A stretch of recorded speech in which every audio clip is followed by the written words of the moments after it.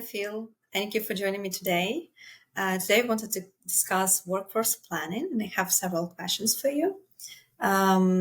Maybe you can say a few words about yourself, just introduce yourself, just a couple of words. Yeah, Phil Hofton. I'm Director for Business Development and Strategy here at Nakisa. I have a long background of helping organizations integrate talent, reorganize, and also implement technology. So very happy to be here with you, Daria. Amazing. Thank you. Thank you for joining me once again. So, Phil, I wanted to discuss what are top challenges for large enterprises in workforce planning. Well, first of all, there's different kinds of workforce planning, and organizations often get understandably confused. So there's kind of three levels. One is strategic workforce planning, which is really around future-proofing the organization with building capabilities that are going to be needed at some time down the line. So call it, for argument's sake, 3 to 5 years to serve a business objective or a strategic objective that the company has. For example, diversification or acquiring another company or changing their business model, for example, retail to online. So that requires new capabilities, and you start well in advance strategically in finding where that talent exists today, how much of it you have in the organization, and then what are the sources of that, those capabilities and that talent out there in the market, as well as non-traditional kind of talent sources like contractors, consultants, outsourcing, that type of thing. So that's strategic workforce planning. The second layer is really tactical headcount planning that usually ties into the yearly budgeting process for the organization. So it's driven by finance. For the talent part, it goes through HR and then involves all the managers in the organization to fill in their spreadsheets essentially as to what their talent needs are going to be over time. Call it over a year or a few years. Some organizations go out 8 or 9 years, but that's really kind of crystal ball kind of stuff once you get past about 3 years on the headcount planning part. And that rolls up back into finance for a budgeting process that happens on a regular basis. And then the third one is really around workforce scheduling. So this is for organizations in healthcare who have shift work or manufacturing or retail. And that is really a day-to-day or a week-to-week type of optimization of the talent in different shifts to usually do repeatable type of processes or to fill in key talent based on the volume of customer activity that's happening at that time. You asked me about key challenges. I think taking the yearly budgeting process, I think there are two. One is engaging non-HR and non-financial management, so call it operational management, in the process to ensure transparency, fairness, and not turn it into a negotiation whereby managers will ask for way more than they need, knowing that they're going to be negotiated down by finance or HR to the number they really want. And secondly is having them see the forest for the trees in workforce planning. And what I mean by that is instead of doing a bottom-up kind of position by position estimation, it's more, what does my organization need to look like? And that's hard to see when it's a massive spreadsheet that you plug numbers in and plug salaries into. And more, what does the structure need to look like? And does that need to change?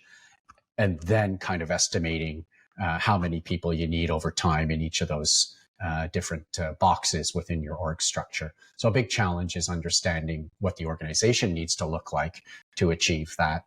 And then the numbers come quite easily after that versus just plugging them in and hoping that they don't, no one notices or that it doesn't get negotiated down.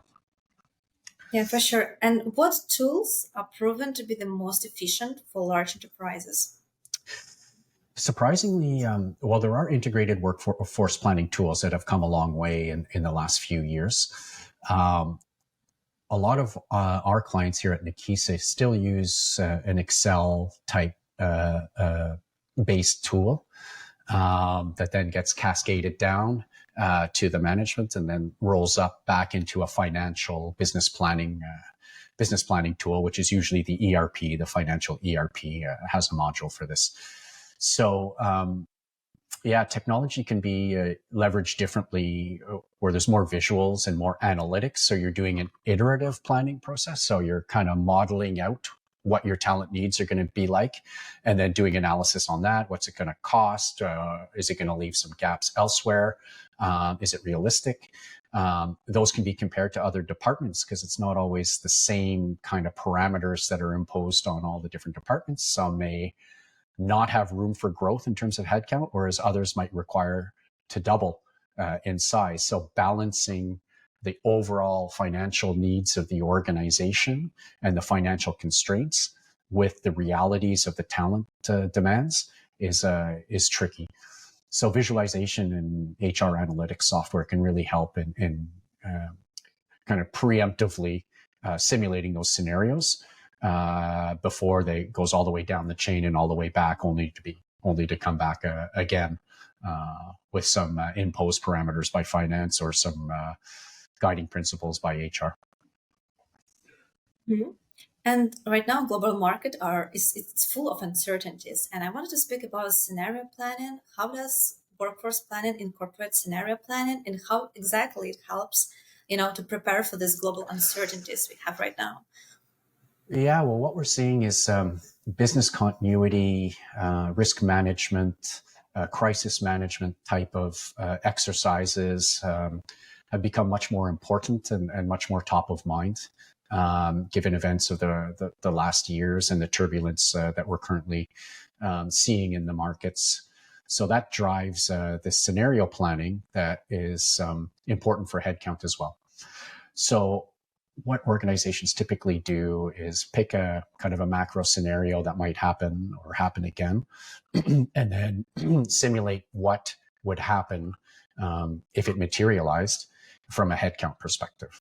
And so that can be built in a visualization type tool or an org design type tool to simulate the what if scenarios from a headcount perspective and an organization perspective.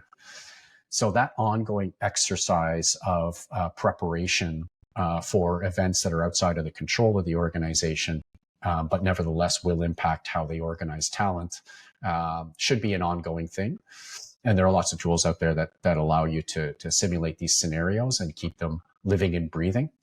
And out of those come action plans that kind of sit on a shelf until the risk materializes. But you're happy to have it if it does materialize, and then you can quickly move into action to react to these macro forces that might influence how you want to organize your talent and who you have in the organization and how you scale up or scale down in certain areas of the business quickly.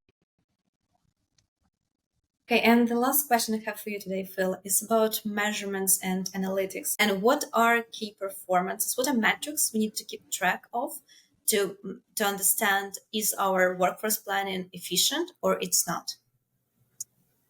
Yeah, so there, if an organization can satisfy itself that it's being fiscally responsible on headcount while serving the strategic objectives of the organization from a talent perspective, ensuring business continuity with a bit of a buffer for unforeseen events, but not too much.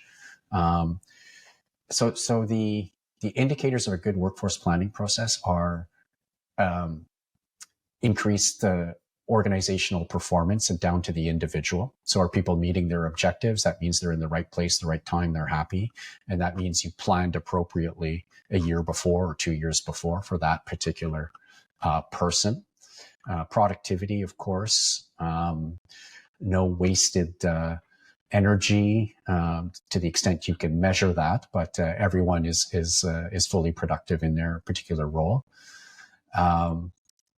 Also, increased engagement from employees. That means they're in the right place, they're in the right role, you got the right talent. Also, I would guess your employer brand in the talent market. So time to hire, if that gets shorter, that means you've got a story to tell around people being in the right place in the right roles, and you've planned accordingly. Also, the ability to explain the organization and the workforce plans to employees fosters better collaboration. It's kind of an intangible benefit. So to the extent you can explain why people are, or what people are doing and why they are in the place that they are and what their responsibilities are and accountabilities are, it raises the trust of the entire workforce in management and leadership's capacity to prepare the future. Thank you, Phil, for sharing all those valuable insight with our audience. I believe everyone who follows Nakisa on YouTube will really appreciate it. Thank you for being with us, and I hope to see you more often in our next interviews.